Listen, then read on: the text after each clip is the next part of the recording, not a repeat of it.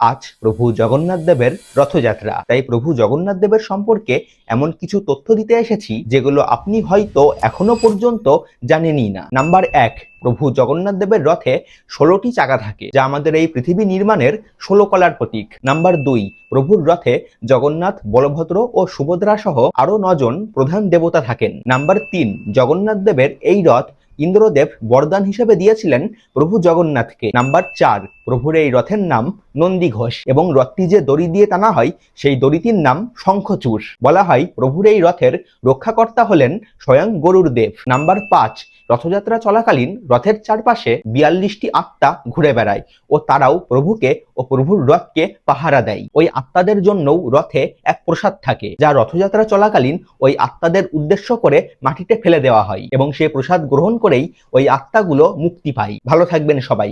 রথের দড়ি টানুন। জয় জগন্নাথ।